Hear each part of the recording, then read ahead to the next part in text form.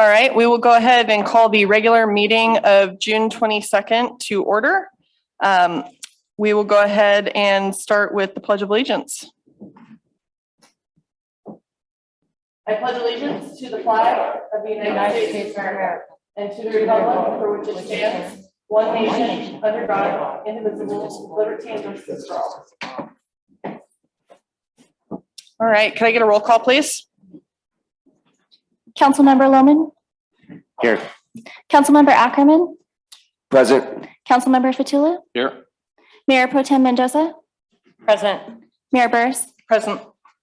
All right, and we will move to item 2E, approval of the agenda order. And we have a couple items that are going to be stricken from the agenda this evening, which are items 3F and 9B.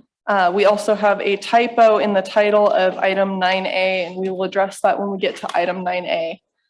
Do we have any other recommendations for changes to the agenda? Yeah, I want to pull item 3A. Okay, so we'll go ahead and pull that when we get to the consent calendar. Okay. Do I have a motion to approve the agenda order striking items 3F and 9B? Move to approve. Second. All in favor? Aye. Aye. Aye. Opposed, abstained, seeing none, motion carries. All right, we're moving to the consent calendar, item 3. And if anybody would like to pull an item at this time, I did get item 3A. Are there any other items anybody would like to pull from the agenda? All right, seeing none, can I get a motion to approve the consent calendar from, with the exception of item 3A? So moved. Second. All in favor? Aye. Aye. Aye. Opposed, abstained, seeing none, it passes. Let's move to item 3A. So Sure. On item 3A in the city council resolution, item 2II, it says the following: the city council has determined as a result of the emergency that meeting in person would present imminent risk to health and safety of attendees. I think that line should be stricken from here. Do We have Mick online? Mick, is this? Mick's online. Can you hear him? We can hear you. Good. Yes, that's required by law to be there. You have to make that finding in order to still authorize teleconference meetings using the emergency procedures. And that was a finding that was made. It just has to be remade every 30 days. So I think the intent of this finding is that if we do at the time of the meeting have anybody who's not in attendance, it basically covers them if they are a person who would be at a higher risk medically to attend in person. But that's not what it says. That might be what people are thinking about, but that's not what it says. I'm not seeing a conflict between the letter and spirit. I'll just read this statement again. The city council has determined that meeting in person would present imminent risk to health and safety of attendees. Okay. All of them. That doesn't necessarily have to be all. Okay, that's my problem. That is correct, but the mayor's interpretation is correct. I mean, that's how I interpret it. Is there any opposition to I see what you're approving saying, this but, yeah, item I can see or? why it doesn't necessarily have to be all, but I can see what you're saying. Yeah. But our city council hasn't determined that as a result of the emergency, meeting in person presents an imminent health risk. Otherwise, why are we having meetings in person? Actually, the city council did make that determination. You're just remaking it now. You did that in order to allow meetings using the emergency procedures. Yep, that was back quite a while ago, but this is now. Well, there is an uptick of COVID and there are people who are affected by that. So I don't see any reason I would not find that finding. It's fine if you don't find that finding, but I think it sounds like we would need to take a roll call on it. Sounds like it's required language to prove it. It's pretty much either we pass it or we don't pass it is Right. what it sounds like to me. Right. So either we make the determination and we pass the item, or we don't make the determination, we don't pass the item. So if you'd like, what we can do is either a roll call or if you have another motion of some kind that you'd like to make, then we can entertain that. Well, my motion would be to change the language in that line. Or strike it. Well, you could put a qualifier on there, just say, people that have a personal view that it may impact them. Nick, do we have any flexibility on the language in any way, shape, or form? You do not. The statute's 54,953E3 says that this must be the finding if you are going to meet using the emergency procedures under that statute. So I think what somebody can make a motion to approve this item as presented and then do a roll call vote on it. If it passes, it does. If it doesn't, then you don't meet using the emergency procedures anymore. How about this, since we pulled the item, before we make any kind of, motion or anything, let's just call for public comment. Do we have any public comment on the item? Do you have any online? Nothing online. Perfect. Okay, so we're clear to take action, whatever that might be. Move to approve. I have a second. Could I get a roll call, please? Mayor Pro Tem Mendoza, Aye. Councilmember Ackerman, Aye. Councilmember Fatula, No. Councilmember Loman, Aye. Mayor Burse. Aye. All right, motion passes. We'll go ahead and move to item 4, agency reports, starting with Placer County Sheriff's Department. Mayor, City Council, starting Kevin Burmester for the Placer County Sheriff's Office and for Station Commander here in Colfax. Tonight, just wanted to go over a couple of brief items. Today was our big unified command training, which we did with the support of CAL FIRE down at Station 180. It's pretty good to see the city of Colfax represent with Martin Jones from Public Works, Wes Heathcock, our city manager, and then Marnie Mendoza showed up as our city councilwoman to see what we go through in those moments. Long day, long training day. A lot of good things came out of that as far as the cooperation. At the end of the day, it was something we did different. We actually brought everybody into the training room and we sat there and had a conversation. Just a conversation between those battalion chiefs, those division chiefs, the sergeants, the lieutenants from the sheriff's office, and those other surrounding agencies, just to bring us that much tighter together because it's going to be hot, right? It's already 97 degrees, over 100, I think, today. Sorry, the brain's a little bit overheated from the sun, but really hot for the next couple of weeks. I think we're looking at hundreds over the next foreseeable future. That brings another topic up. The water is cold. People are already getting in there and swimming.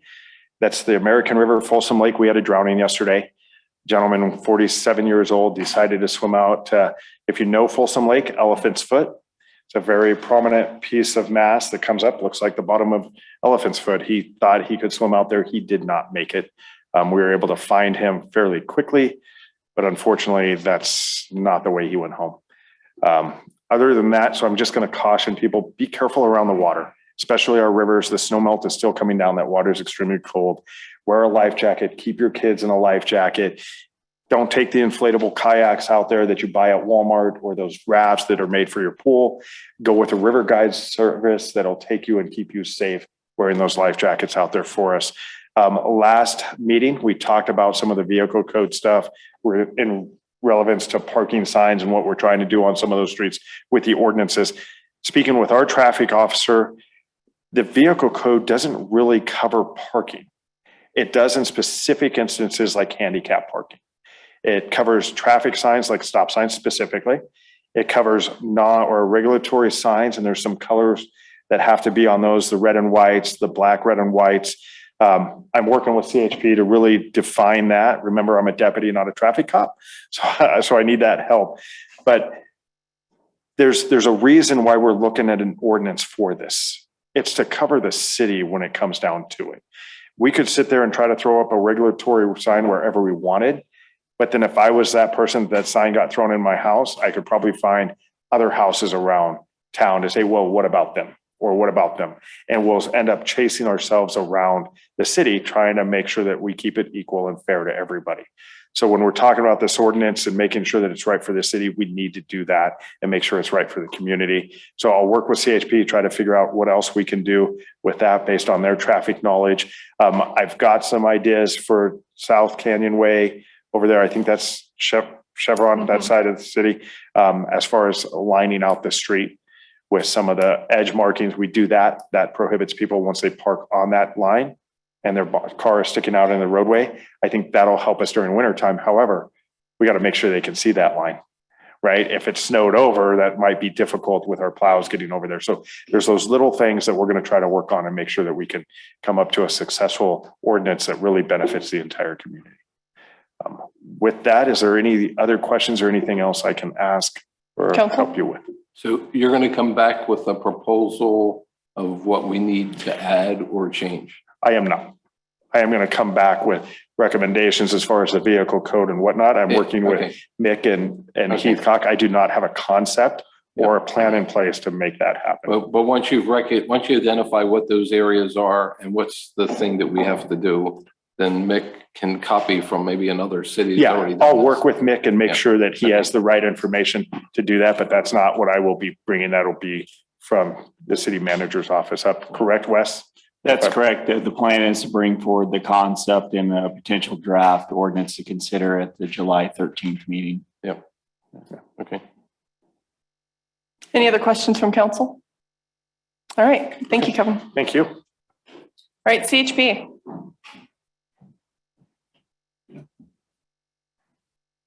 Hi, Chris Dave, California Highway Patrol, Gold Run area. Just a few things.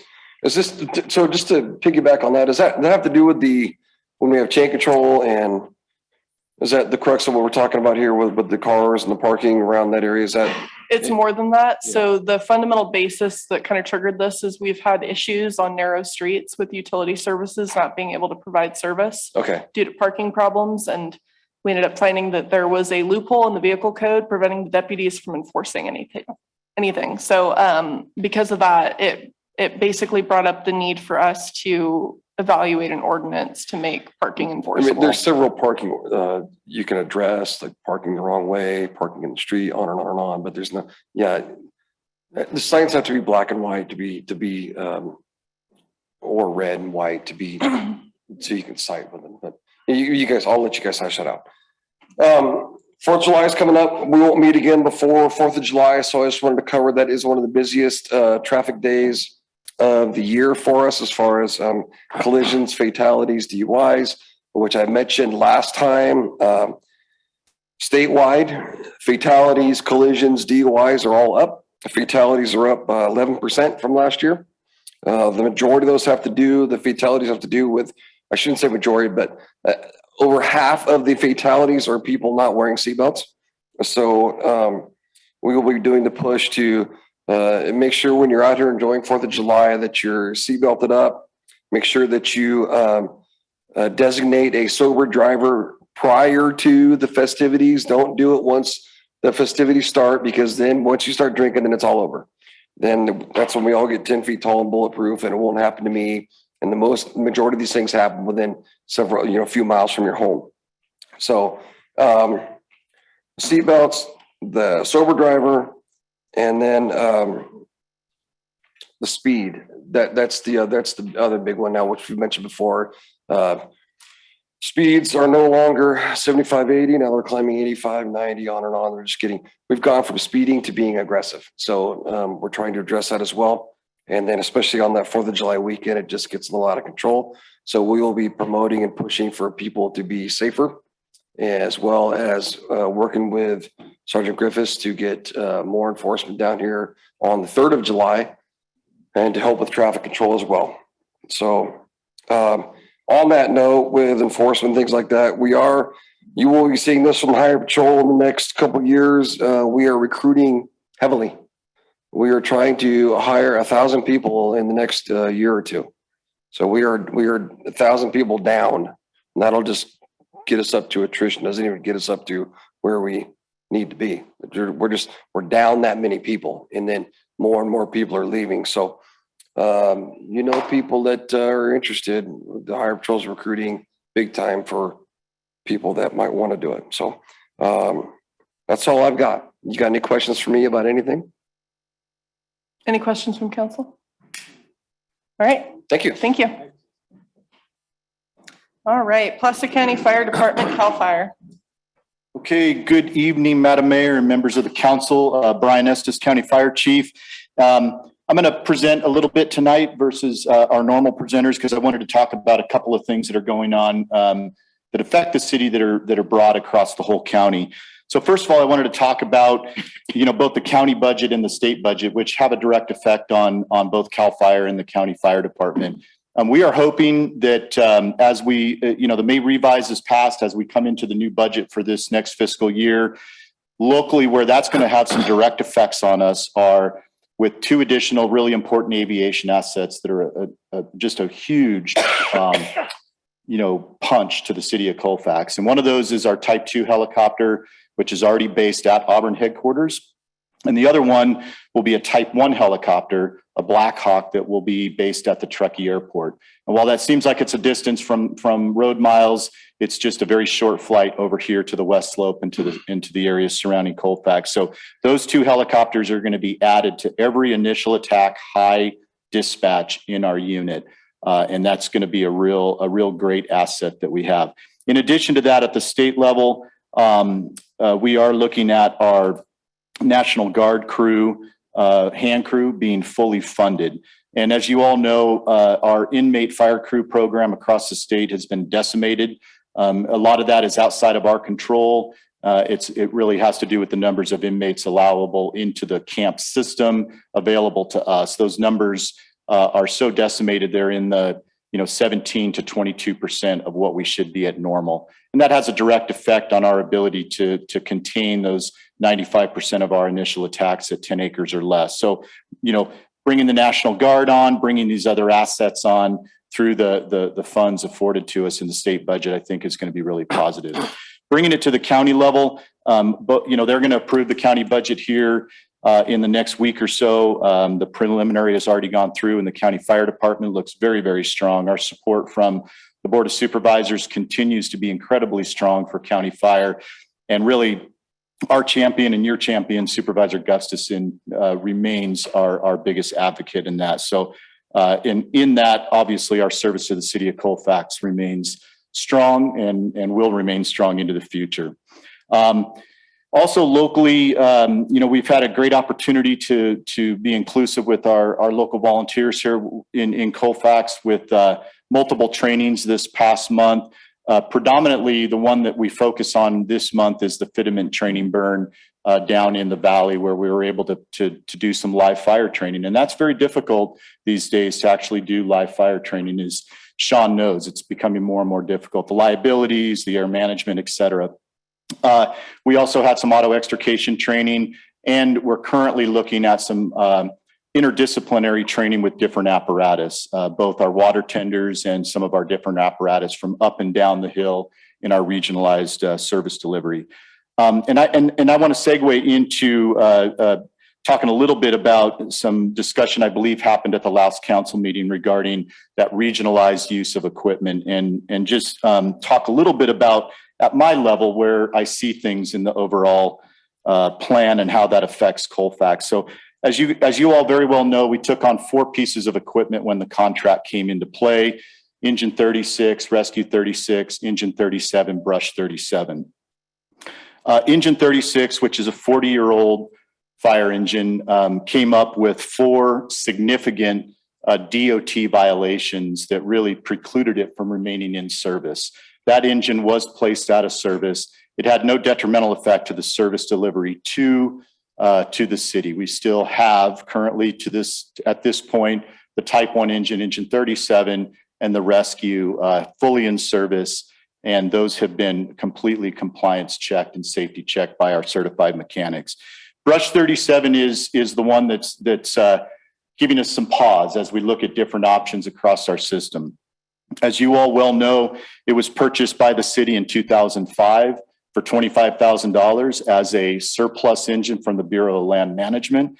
As Sean well knows, it's had so many repairs to the interior that it's difficult to qualify the exact mileage on it, but it's estimated to be in excess of 250,000 miles.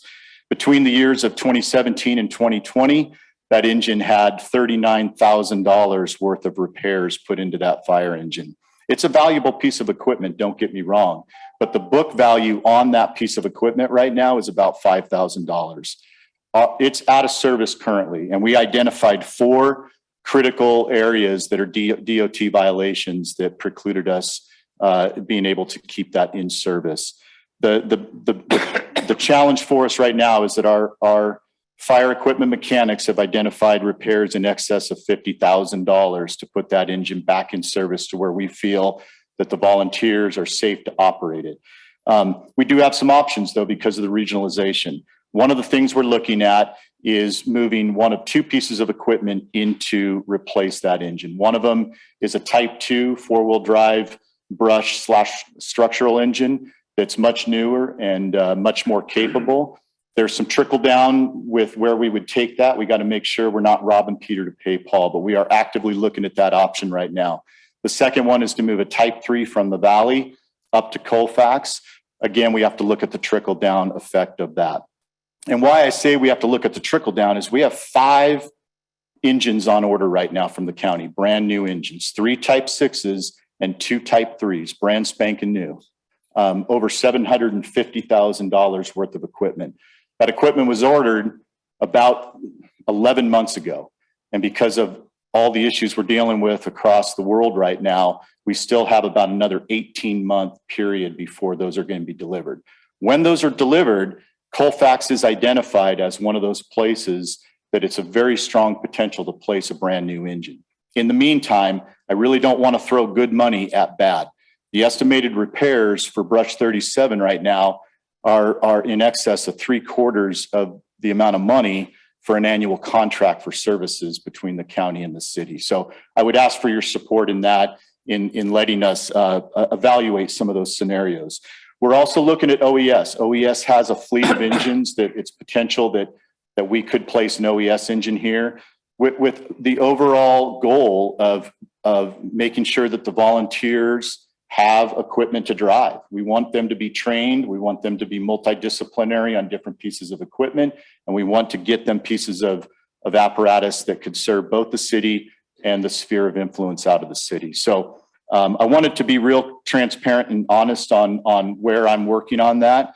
And we will make sure that Colfax is prioritized as it has been. Okay. The other 2 quick things, if you allow me just a couple minutes, I wanted to talk about a PSA program, public safety program that's going on in the county right now. Myself and Supervisor Gustafson have entered into a illegal fireworks preventative messaging system, and it really deals with the unincorporated areas.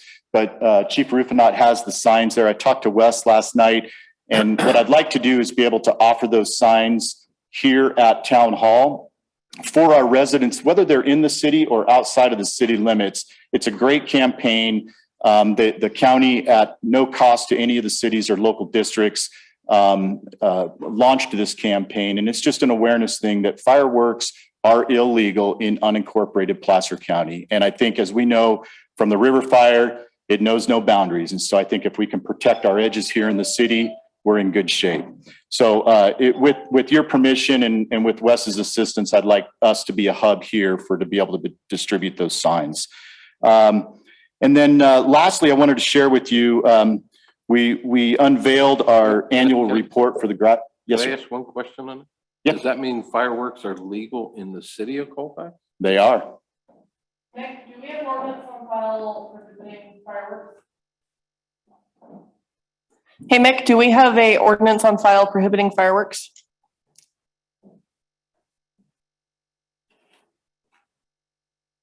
If you're speaking, we can't hear you. Yeah, I know. I was trying to get to my unmute button. Let me take a look at that. I will respond in just a couple of minutes. I have my municipal code open, actually. I appreciate it.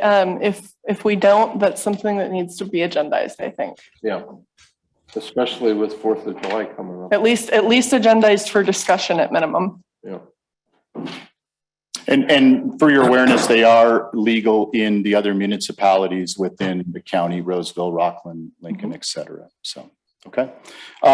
So as I said, I wanted to unveil and pass out our annual report from last year for the Grass Valley Emergency Command Center and all of our allied agencies, the 30 fire departments, including County Fire Department and the City of Colfax, that we very proudly serve. And it's a program or a product that we produce to show the statistics, to be proud of the customer service we provide to those 30 different fire and EMS agencies across 3 counties and 4 regions.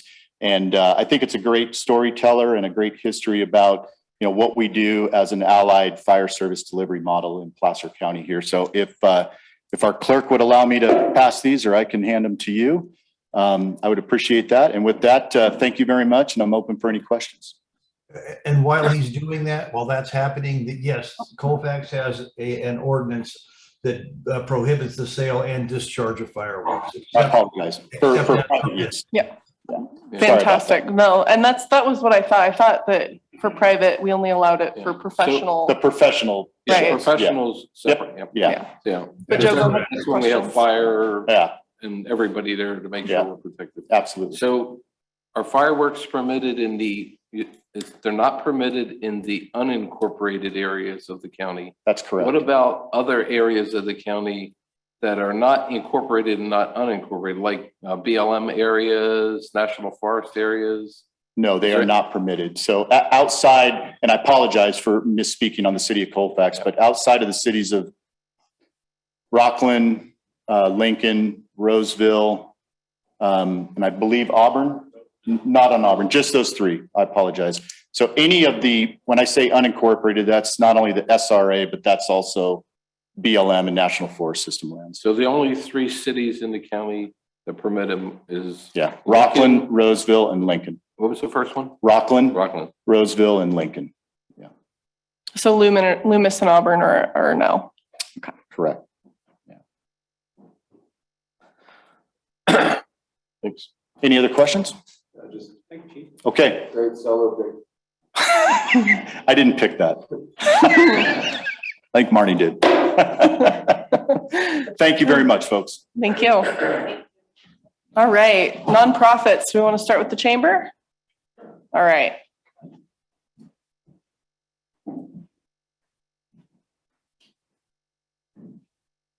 Hi, Madam Mayor, council members, Tim Ryan, Colfax Chamber of Commerce. So the month we started off with a thank you and presentation from the Garden Club. They're very appreciative of what the city and the Chamber of Commerce have done to help them with their flowers and everything and new flower beds.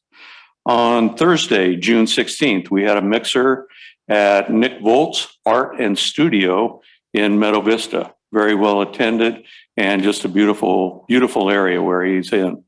Friday, June 17th, we had a ribbon cutting and plaque presentation at the Restoration Recovery. Now, I'm not sure how many of you have actually or know about this or have been there, but it is a very good program. And it's the log building right down on South Auburn Street. And they just do a fantastic job. And it's pretty amazing of what they are able to accomplish there. Tuesday, the 21st, we had a ribbon cutting and plaque presentation for Workman Auto Glass. And he is a mobile auto glass repair person. Tom is his name. And already Trinity has had her windshield replaced. I've had her windshield replaced. So like I say, he is mobile and very available. And he was recommended by Sean from Ambrose. So it just shows how our businesses are working together and promoting and recommending each other. This Saturday, the 25th, Placer County Heritage Museum Trail, 9 until 4 o'clock. It will be held at our Heritage Museum. History of railroad, gold mining, Indian and Chinese artifacts. There will be music from 11 until 2. A food vendor will be on site and the caboose will be open. We will be participating in the July 3rd celebration with a dunk tank. So Andrea will probably talk a little bit more about that and the list of people that she does have signed up. So we're looking forward to that.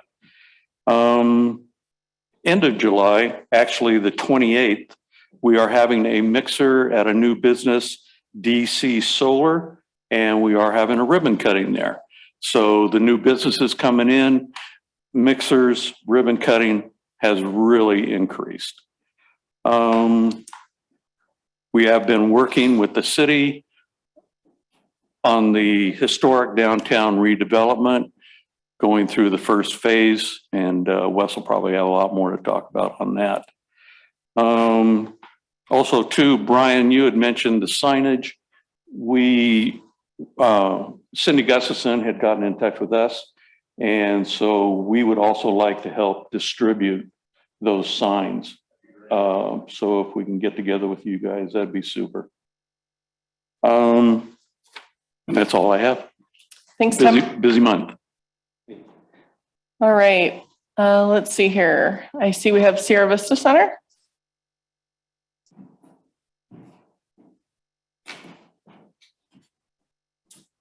Hi there, Justin Farwell, board member at the Sierra Vista Center. Just wanted to talk about our July programming and that we have new board members who will take office on July 1st. So things are kind of changing around there. Bingo is being shifted to Sunday, July 10th, so that we don't overlap with July 3rd. We have on the third Saturday, July 16th, the flea market, and we have weekly, every Wednesday, farmers market 4 to 7. We have a new board that is being sworn in on July 1st. So it's going to grow the board by about 3 members. And we are hoping to develop new programming over the next year. And so we do want to find ways to reach the community to see what they would like, from kids karate programs to cooking classes to Halloween haunted house or anything like that. So we'll find an official way to survey the community. But in the meantime, if you have any ideas, you can reach out to the Sierra Vista Center on the Facebook page or on our official website, and we'll have a way to officially survey in the future. But anyway, trying to add some more programming. For right now, it's the same programming, but in the future, we'll hopefully have some more options, and reach out to us. Thank you. Yes. Chess Club. Chess Club. That sounds great. I'll put it down right now. Okay. Thank you very much. Thank you. Green Machine. So before I start, I have new stickers and buttons for this year. So, I know, I saw him run out. yeah. He doesn't like doing it.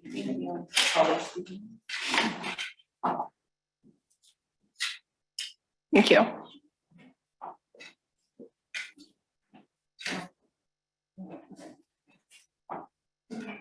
Hide this from my kids or it's gonna end up somewhere it doesn't belong.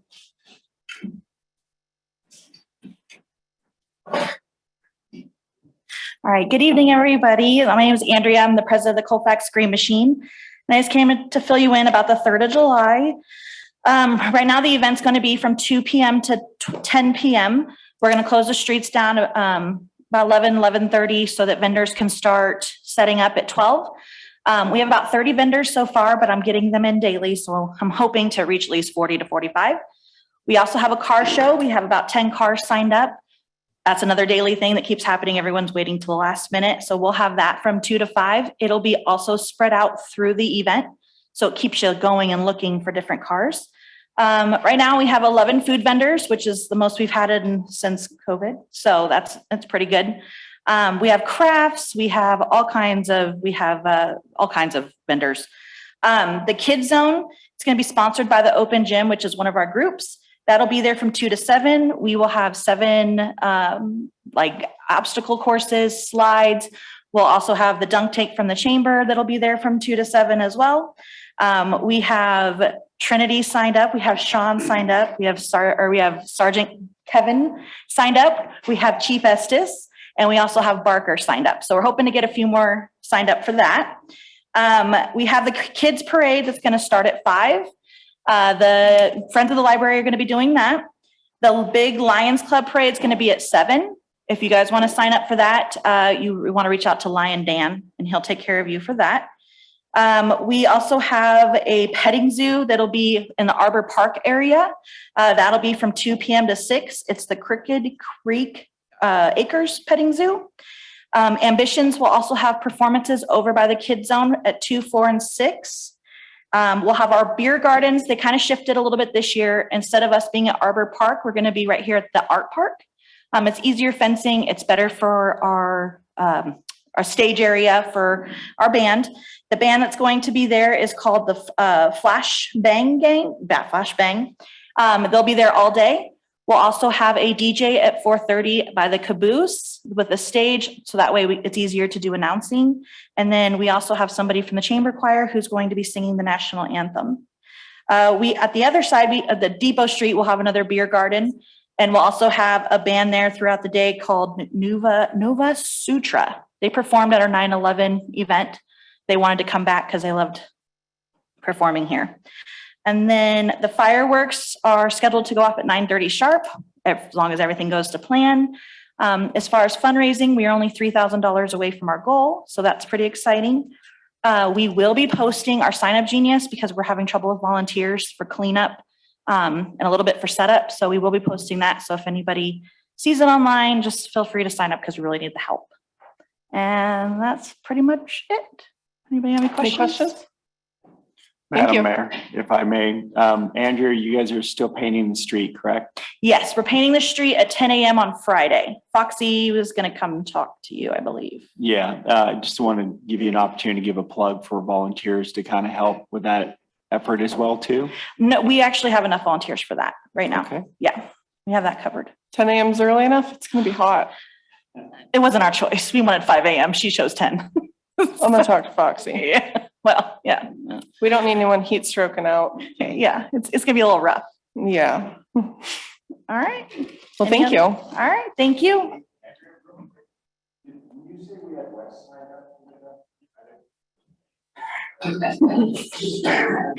I think you have a call or something you need to go to, right, Kevin?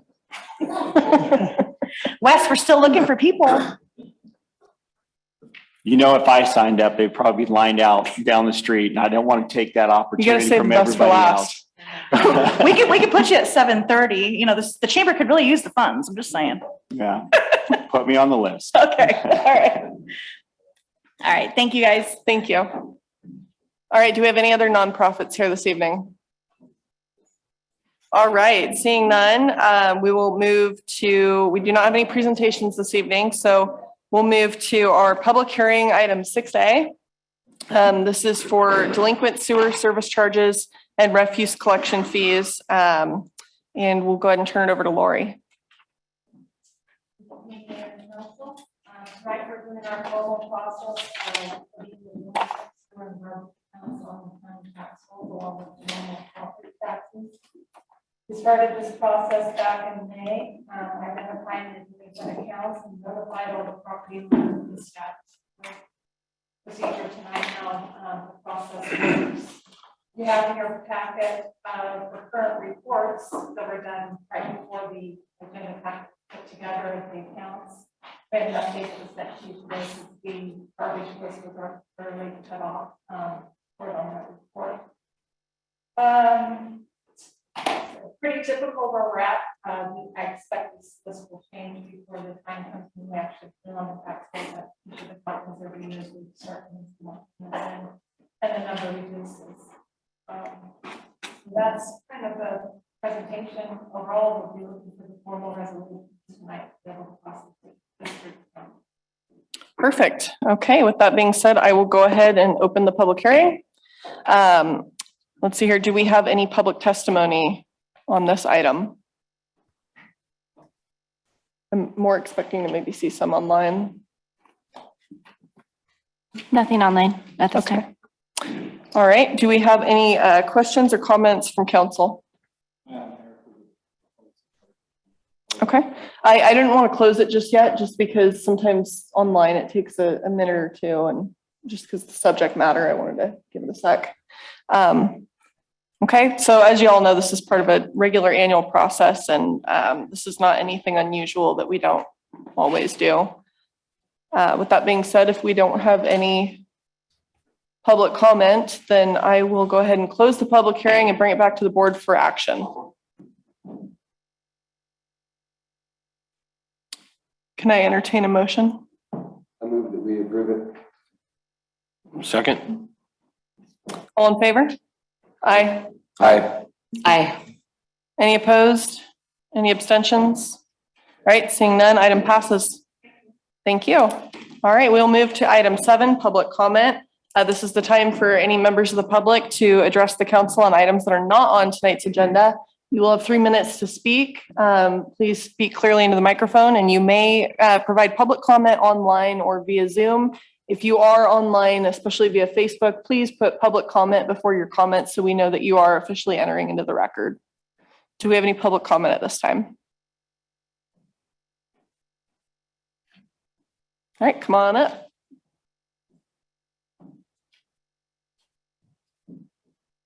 Hi, my name is Timothy on. Thank you for letting me speak tonight. I'm just trying to continue the discussion on the adult use cannabis sales that aren't happening in Colfax.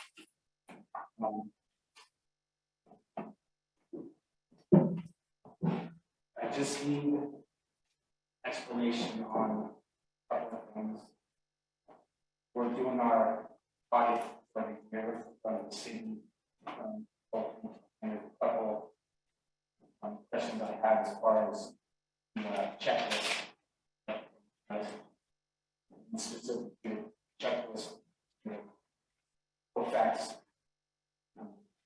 5.32.330, which I have on one draft ordinance that says commercial cannabis business shall be permitted to engage in retail and-type license and/or retail A-type license activity. However, it shall only operate at the same location by the same operator. Cannabis products shall be subject to all these own additional requirements. That was asking us for that. That was before we were the only ones that were going to be allowed to operate from the so after that, it changed to a whole different paragraph. Same number, 5.32.320, but not the same meaning. And the editor, whoever that was, all the explanation in the editing was it was sooner subject matter, and it doesn't. And I just need an explanation because the checklist that I'm reading has procedure for allowing individuals access to the premises, verify 21 plus with valid identification for 18 plus with valid identification. I interpret that as we can let people in there if they show us 21 plus identification. And the procedure for allowing individuals to access would be check their identification. So I just need some clarification on that. And I'm still really in awe. I don't know if you guys got any of the emails that I sent you with the little QR code. I was hoping you could take a picture of that with your phone. It kind of explains my stance on that today. As far as the church coming out here and being against our business in general, and as while they are in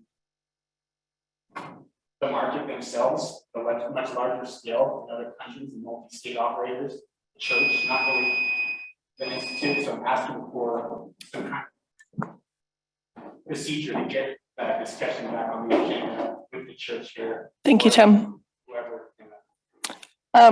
It sounds like there's a little bit of confusion though regarding the ordinances, and maybe it would be a good idea for our city attorney to provide some clarification. So if you don't mind sending over an email to staff with your specific questions, I think that would. Exactly. Well, he'll actually provide it to our city attorney who can provide that clarity because he'll be the most qualified to provide it. Thank you, Madam. All right. Do we have any other public comment? Anything online? Nothing online. All right. Well, seeing none, we will go ahead and close public comment and move to council and staff reports. We'll go ahead and start with Sean. Nothing to report tonight. Okay, Joe. Working on making up kits for the chicken coops and runs. And we were asked by a couple of people if we could design one that's a little bit smaller so that people that want to go a little bit smaller can. So I'm working on that design as well. So I hope to have a prototype up in about 2 weeks. That's kind of my goal. Okay. Nothing to report this time. Okay, Marnie? So I went today to watch our public safety heroes. That's what you guys are, my heroes. I just can't even explain how amazing it is to watch something from, I don't even want to say the year, but you know, that length of time, and to see where we are today to where we were back then is just amazing to me. And Colfax is really lucky to have so many people that care so much about it. Anyway, it just was a really good presentation. They were all training, so that was kind of fun to be able to watch them in their action, because obviously we can't be in the action when we're in the action. So I always like that part when I get to go and watch these training. So that's it. Thanks. Thank you. Let's see here. So as far as what I have to report tonight, we did have follow-up action happening on the Caltrans cameras. So Mike at PCTPA is still working on that. The person from Caltrans who was working on that is now back in the office. They weren't able to get us an update before the meeting tonight. And so he said he'll get that over as soon as he possibly can. Just as a generalized update, we are losing Mike Lucan, which I'm very, very sad about. He is retiring and we will be seeking a new executive director for PCTPA. So that was kind of a blow this morning. I mean, it was on the agenda, but it was still, you know, hard conversation to have. Separately, SACOG, we did have, we've had an issue we've been working through with a tax measure in Sacramento that's citizen initiated, which means they only require a simple majority rather than a 2/3 vote to pass it. Part of the trouble that we were seeing with that was there wasn't a requirement in there for them to meet the same carbon emission standards that everybody else's plans had agreed to as part of our process with SACOG. And so it essentially left a lot of room for them to fast track projects that would pretty much tank our regional emission targets and our emission goals. And so if that happened, what we would end up seeing in Placer County is, due to the increased emissions, we wouldn't meet our standards as a region, and therefore we would be jeopardized for state and federal funding for infrastructure and road improvements. And so it was very contentious. There have been a lot of negotiations on the matter. I had some pretty pointed words during the last couple meetings on it. We are now looking at executing an MOU with the proponents of the initiative that would require mitigation for offsetting those GHG emissions. So hopefully that will kind of put everything in place. We could not get them to agree to the language that was in the 2020 draft that would have given them the requirement for SACOG oversight on that. So this is sort of a best, last, and final, better than where we were at, but still not what we had hoped for. During the last meeting, we authorized staff to finish negotiations on that and execute. I had made a motion to the SACOG board that I wanted that MOU to come back to at least a subcommittee of the board members for approval before execution. I was outvoted and it was left in the hands of staff to execute. So that's where we stand on that, and that's what's happening.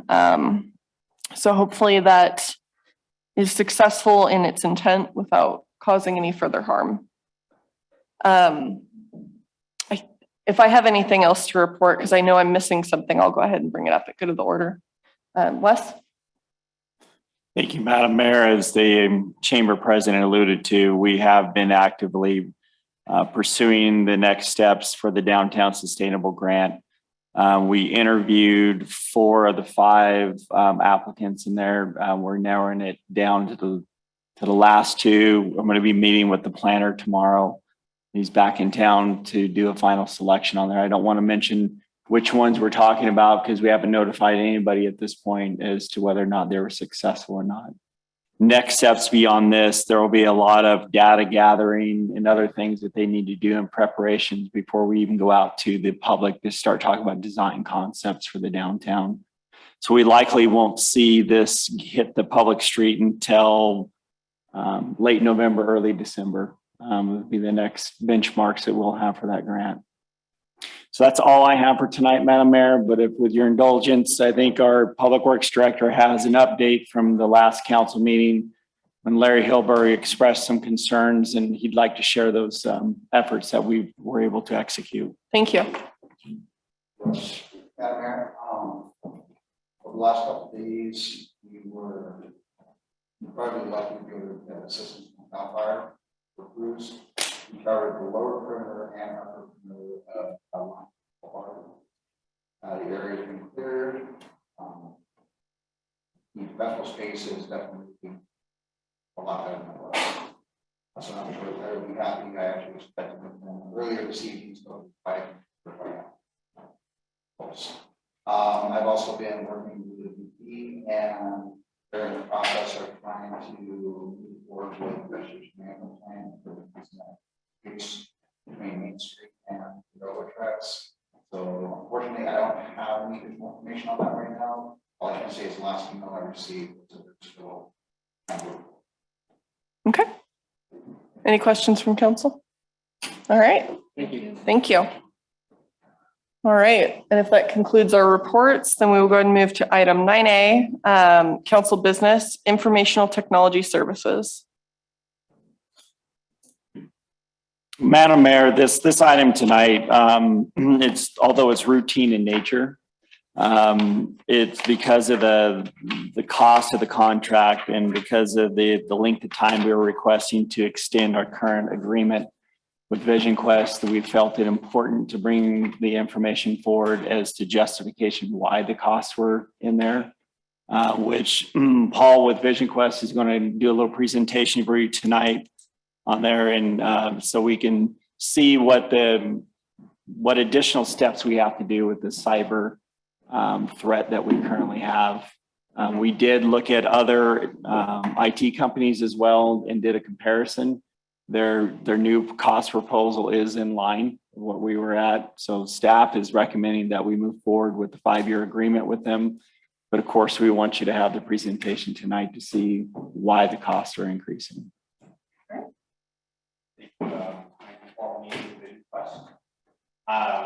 So we've been doing IT services for the city of Colfax, managed services, and now the new things have changed. Cyber crimes are up 10.5 times in 2020 from now. So we want to make sure Colfax is covered. I'm sure you guys heard of the city of Lincoln getting hit with ransomware, and then getting hit again, and had to pay out the ransom. And then things like Sierra College.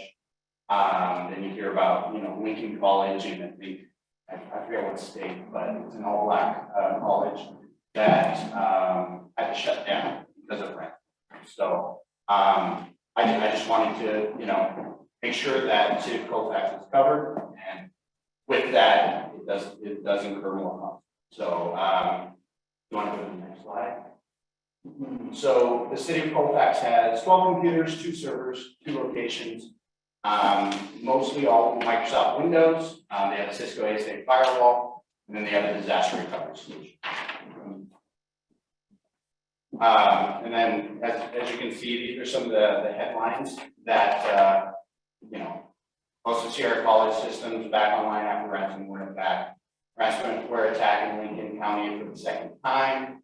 Sacramento County, hundreds of personal records exposed in data breach. And then Lincoln College closing due to cyber attack, COVID-19 incident in Berkeley. They said it was COVID-19 related, but it was because of cyber. I'm sure COVID-19 had something to do with it, but cyber attacks do cripple businesses, especially when it relates to ransomware and encrypts everyone with them. So if you want to switch to the next one. So some of the things people can do to if you get attacked, if you get ransomware, they'll rely on cyber insurance. Now, before you could just sign up for cyber insurance and it would just be fine, right? But now because they're having to pay out so much money to try and recover, people's information or data that was breached that was confidential, now they're getting sued or whatever the case may be. They've put some very strict guidelines in the mix. So things like security operations center 24/7, personal information, portable devices need to be encrypted. EDR, endpoint discovery and response. So no longer is the traditional antivirus okay. You need something with artificial intelligence. If you want to move on to the next one. Before you move on, I believe this is actually from our insurance. These are the boxes that need to be checked on the back end, because, sorry, Paul, to interrupt you, but it's critical. I mean, you can still get the insurance, but if you're not meeting these criteria that they're setting in there, they have the right to refuse coverage if you do not follow these guidelines on the back end if you get hit. Yeah.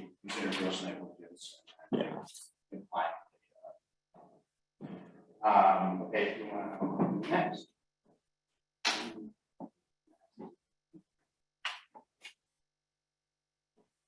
Okay, and then what Wes just said, can you simply file? Fortunately, if you don't meet all those guidelines, they'll give you the insurance. But if you don't meet all those guidelines, they'll do an audit and verify that you have all those things in place. You can lie and just check the boxes, right? But they'll do an audit to confirm. And if you do not have all those things in place, they'll just decline the claim, consider it gross negligence, then you will not get it. And that way your insurance protect you, unfortunately, in this scenario. Things we look at are your network, data, application, dark web, and then TV. So your network's obviously, how your computers communicate with each other, right? Your data is information that's stored, things like financial data, HR data, and then your everyday Excel spreadsheet documents, things of that. And then dark web. So if today you were hacked, your information would be sold on the dark web. The dark web is kind of like if you would think of the black market for IT or for hack. And then the next is the biggest one is your team, right? The people that work for the city of Colfax. They're the easiest to exploit if they don't have the correct information, and you want to make sure that they have adequate training as well as continued testing and training to make sure that they're up to date with all the latest and greatest, schemes that these hackers and people that are trying to be malicious are doing. So I did a quick dark web scan just of the Colfax.ca.gov website. I'm sorry, emails, and as you can see, looks like Travis.Berry, Dave.Armstrong, a lot of Travis.Berry, but and then in clear text you can see that the password used in the dark web. Obviously, those are from a while ago. They're not relevant, but I just want to bring that up. That is information that's public, and you can access it over the dark web. Okay. So in your case, your network's solid. You have a very good Cisco networking that's very reliable and robust. Your data is not. You have a lot of financial data, a lot of HR data, social security numbers, and all that good stuff. And it's not encrypted. That's something that we need to work towards fixing. Your applications. One of the big things hackers do now is look for vulnerabilities in applications, right? So if your applications are on the latest patch, or if they don't have the latest security update, those types of things are things that are posted online in a database that we are actively verifying with your information. Currently, that's not being done, and currently that's something that we need to want to. And then the last blasting the dark web. We want to have a constant scan of the dark web to alert you if anything new pops up. So if you can see very quickly, oh, this is an email that I use for such and such, I need to go ahead and change that password, and then implement some kind of security measure like multi-factor authentication, reaching out to the vendor, because it's not only your email, it's what you use your email address for, so your banking website, whatever that is, that information can be on the dark web or for you to buy. So we want to make sure to have some kind of alerting in place to, if ever your email pops up in the dark web, colfax.ca.gov, that it's then alerted to us and we can then remediate it with whoever's email it. Okay. Okay, so what we're proposing, 24/7 security information event monitoring. It's a 24/7 US-based security operations center. 24/7 security expert team on standby, advanced cyber threat hunting, AI-enabled end-user endpoint protection, machine learning algorithm examining end-user behavior, flagging irregular activity, dark web monitoring and scanning, monthly technology cyber weeks, and then quarterly executive risk review. What we're going to do there is make sure as new things come up, we review that with the city to make sure they understand. Okay. And then ongoing administration and management of all cyber tools and services, breach incident response plan, bring your own device policies, data loss policies, data retention policies, cloud application acceptable use, password policies, general security policies and procedures. And then advanced firewall with threat management. So one of the things we're going to replace is your Cisco AFPSA firewall that we installed years and years ago.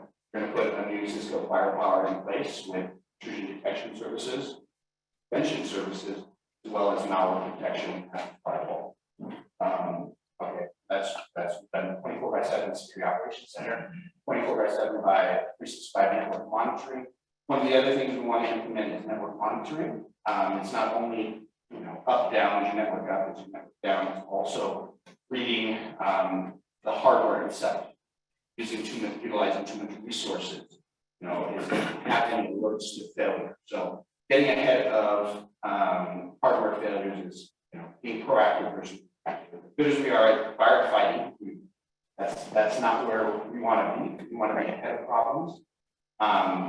That way when we need to replace something, it's during a scheduled outage versus, oh crap, I need to replace this, and I need to get something out, something super important that really needs to be done. And that's always when it happens, right?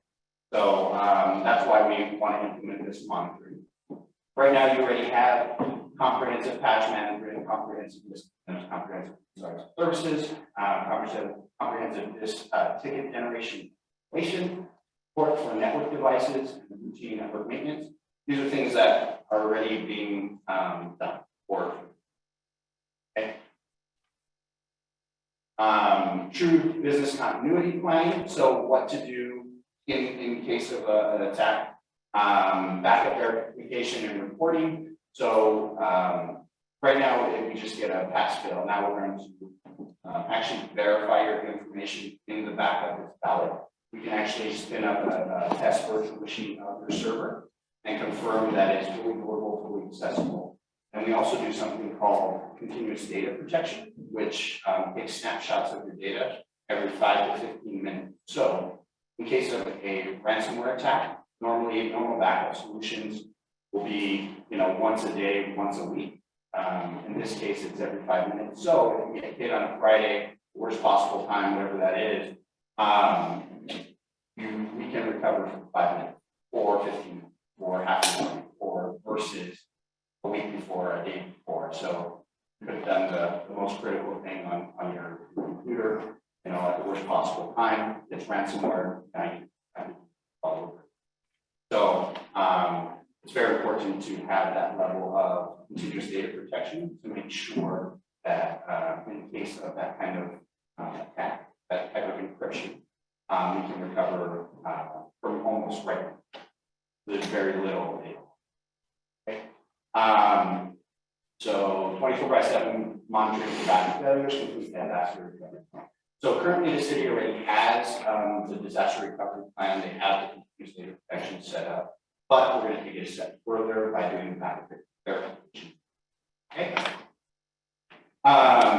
End user management. So role-based access policies and procedures. So you have a domain environment here, and we can actually implement access policies and procedures from within the domain. So no longer is it the user can do whatever they want on their computers. It will be much more locked down.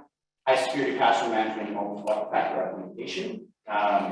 Multi-factor authentication is just another step in authenticating, whether on your computer, whether your email, whether your banking website. It's just that second level or third level of authentication to confirm it's you. And it's very critical that that gets done. And we've already done it on your email, but we want to take it a step further, look at your end connections, look at banking websites, wherever the city is vulnerable, we want to try and help. Data access management and tracking, laptop, desktop, and support devices, data encryption, end user security training, and then suggested systems, network applications, data access policy integrated. So that's one of those things where we are going to hopefully implement in your employee handbook that type of information. So when you give it to your new employees of the city. Okay. Advanced endpoint security for desktops and laptops. We already have that. Intrusion prevention services. That's what I was talking about when you're replacing your firewall with the Cisco Firepower. That includes the intrusion prevention. Secure remote office connectivity, dark web monitoring and scanning, 24/7 security operation. Apparently, I really like that, so I listed it 3 times in the And then we've got you covered, proactive care, support your entire organization, comprehensive troubleshooting, 7 by 5, so 7 a.m. by 5 p.m. help desk support, unlimited remote support, complete network administration. Okay. And then we manage your key vendor relationships, internet service provider, line of business application, software. So if there's any outage with the internet service provider or any line of business, we reach out to the vendor, we work with them, and come to a solution.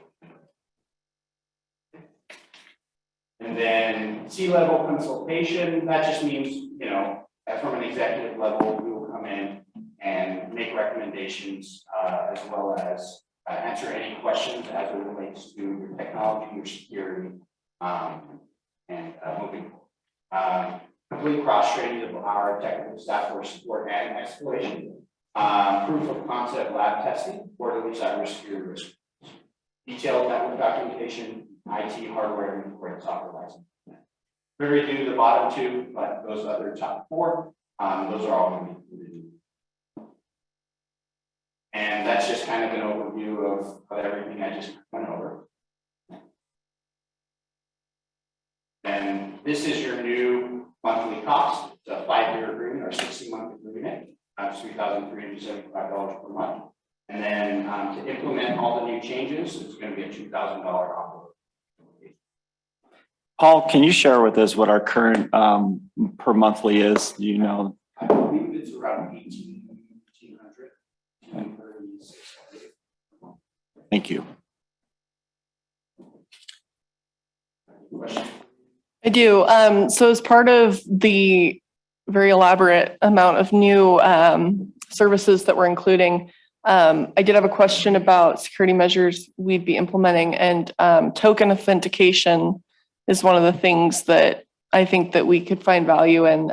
Is that something that's being considered as part of these recommendations? Absolutely. Okay. We're going to work with what's best for the city. Mm-hmm. There's a lot of different vendors we can utilize. Multi-factor authentication is very important. Different providers, like banking websites, they don't all use the same type of authentication. So what may work for QuickBooks Online might not work for the bank. Right. We want to make sure that those things are all covered. So for our network connection, that's where I I'm of the strong opinion that we should be on a VPN with token authentication. That's something that I'd like to see implemented.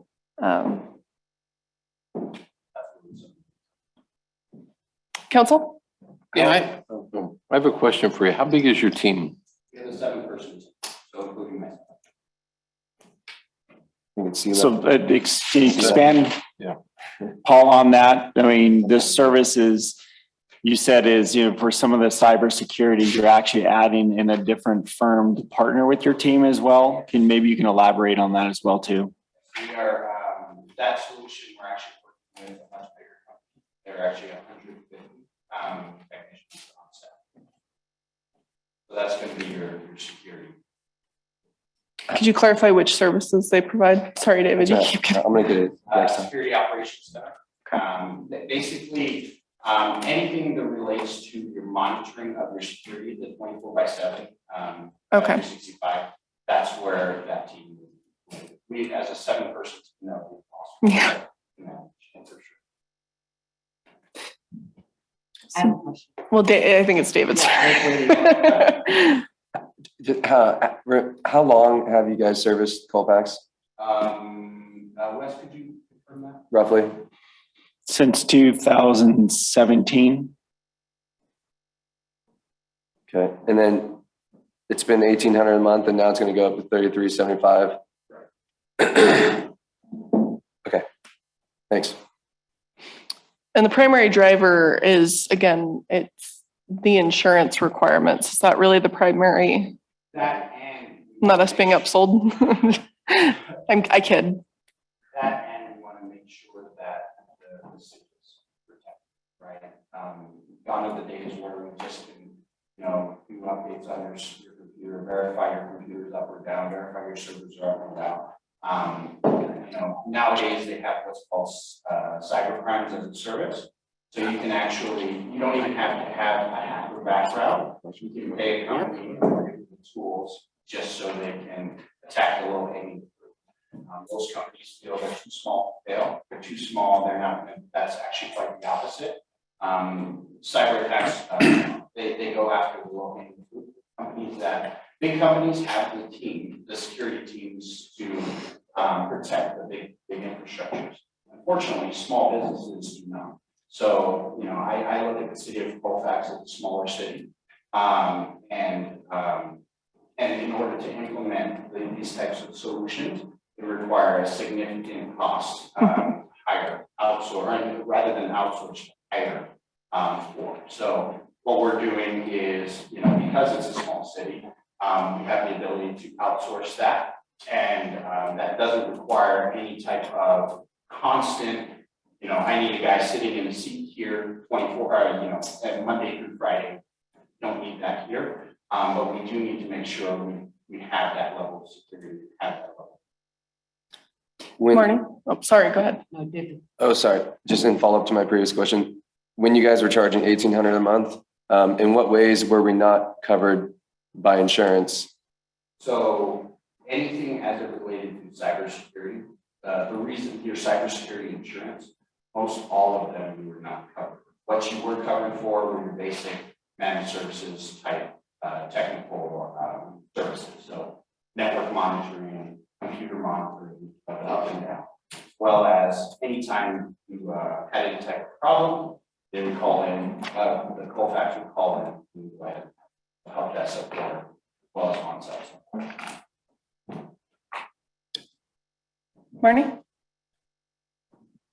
Oh, can we go back to this page, please? I'd like you to explain this. Oh, absolutely. It's 80 of the agenda. Thank you. But I'm just trying to understand what's going on here. What does this mean? 3/21/2021, is that when you went in to look at this? No, or that's what is this? That Is was somebody just- getting in? What is this? That is just information on when it was. That's just a timestamp. So if you look, it was 11/1/2013, 3/21/2021, 3/1/2020. So these are all things that are happening relatively recent. However, if you look at who the email is related to, that's someone that no longer works for City of Colfax. Well, that's what I'm wondering about. Why would that be there? Because at some point in time, he used his email address for some form, and it's not necessarily his email that's being hacked. It's he used that email address for something, banking website, something along those lines. But that was hacked, and then that was then given, put on the dark web for a person.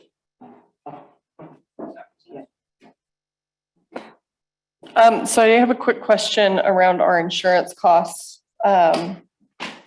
So with these new requirements, in order to qualify for the cyber insurance in case we are breached or something does happen, are we seeing an actual rise in the cost of the insurance itself? And is that something that's separate? I don't know if that's budgeted into this or if that's separately budgeted. The cost for cyber coverage, in fact, we'll be reviewing that this Friday for our insurance pool. It's called the acronym SCORE. It's the Small Cities Organized Risk Effort. We'll be looking at the cyber coverage costs on there. And I think, if I remember correctly, I just perused it very briefly earlier. There's somewhere between a 4% and 6% increase overall for all the jurisdictions in cyber costs. They're really pushing the training and everything else for all the jurisdictions. And they're really pushing all the jurisdictions to do this very thing, because the more experience we have with these penetrations, the more it drives up that cost on the back end for this insurance coverage. So we're trying to staff do our part to ensure that we're reducing the likelihood of experience that we would have, which would drive our premiums up just for our jurisdictions. And keep in mind, whenever I say insurance, we're self-insured. Right. So they would front the money necessary to get us back up and going, well, however much that is. But ultimately, as a jurisdiction, we need to pay that money back into the pot over a period of time. Okay. Do we have any other questions from council?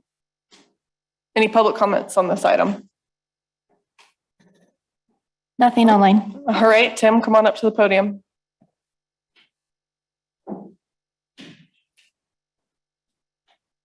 So I'm just curious on, it sounds like it's doubling up for this cost. Where does this money come from? This money is allocated based on, as we allocate out other services, it's spread across different funds, as it's indicated on the staff report on there. I'll go over that in detail. You know, you got to consider we've had this same contract since 2017. And Paul, correct me if I'm wrong, we haven't increased at all since 2017. So we haven't even done a cost of living since then on this contract. So with that and the additional cyber coverage that we need, it felt like it was prudent. Staff, like I said, we did a pulse check with other IT companies, and they were well within line of what we would get from somebody else.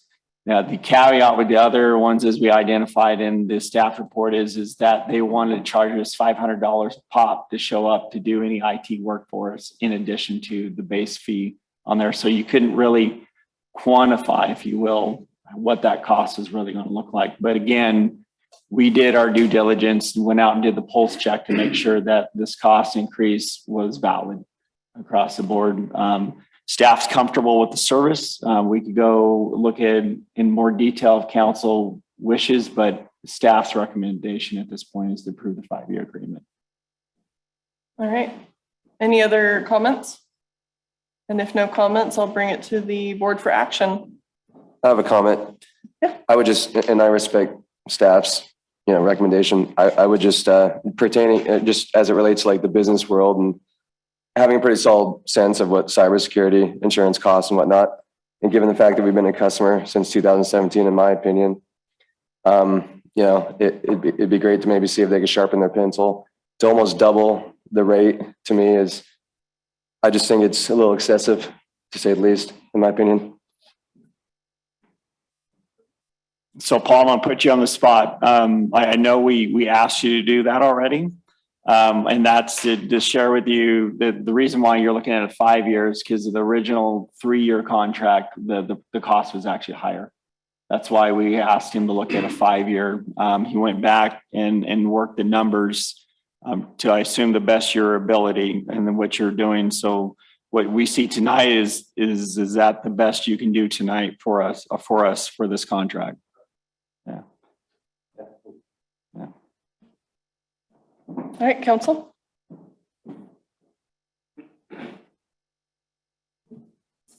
Any other questions? No? I think it comes out to a reasonable cost, knowing what it costs and knowing what it costs if we get hit. Move to approve. Yeah, it sounds like we kicked the can down the road for a long time, and so it's definitely hitting us Can I hard. ask one other question? Absolutely. What if we were to change this to a 7-year contract? Could you do better on the rates then? That would be very hard to look at. I don't know. Well, if you wouldn't mind, can you come up to the podium so the public can hear you? Let's double check the lights on too. It seems kind of quiet to me. I don't know about you guys. 7 years would be tough. It's hard to look at inflation over 7 years.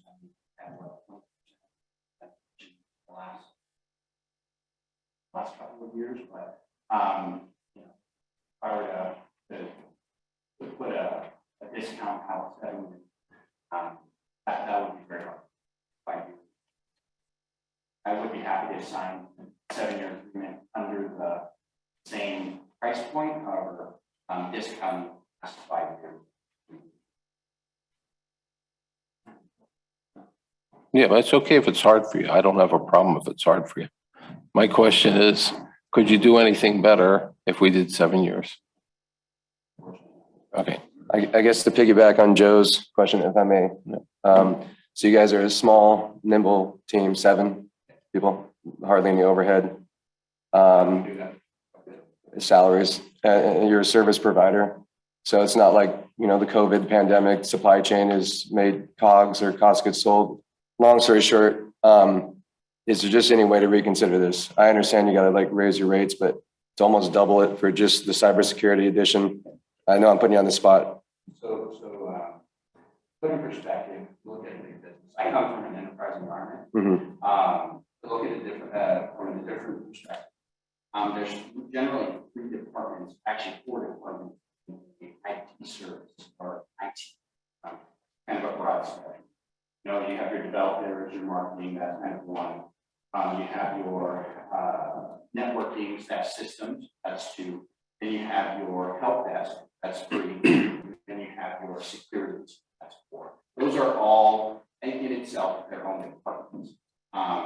Generally, your security team is the reason being because of how critical it is, how critical data being breached is, and as it relates, our costs are passed on because we are working with a very big security company. You know, we do have a security skill set on our team. We will be if ever there was a breach or if ever that we would be helping through the process. But to say that you know, we have low overhead, I mean, if you consider 24/7 monitoring, I can't staff someone, you know, 24/7. You know, that would have at considerable. You know, and if you consider the cost of the contract itself, it's very low. I mean, if you were to hire a security for just one security person, we're looking at about 130 to 150K a year just for one security. Now, factoring, we're also doing your help desk support, also doing your systems and servers, networking. Those are all different departments that have more overhead. Yeah, and I'd like to also add at one point we had a staff on hand that was making in the wages of about $85,000 a year. This is by far half of that salary in a 5-year term. May I add? And I would say that the level of knowledge and sophistication wasn't there in-house with that position. So I just want to make a comment. I don't know if any of you have had to call for service, but I have Oh, not here, but No, our team. And they've been prompt, very informative. And yeah, I think that your guys' service is good. So that's all I have to say. All right, at this time, I will entertain a motion. Remove to approve 9A. Thank you. All Second. right, all in favor? Aye. Aye. Aye. Okay, do we have any other opposed? Any abstentions? All right, item passes. We will go ahead and move to go to the order. Sean? Nothing for tonight. Joe? No. David? Nada. Marnie? No. All right. Well, with that being said, I have nothing. We will go ahead and adjourn. Thank you.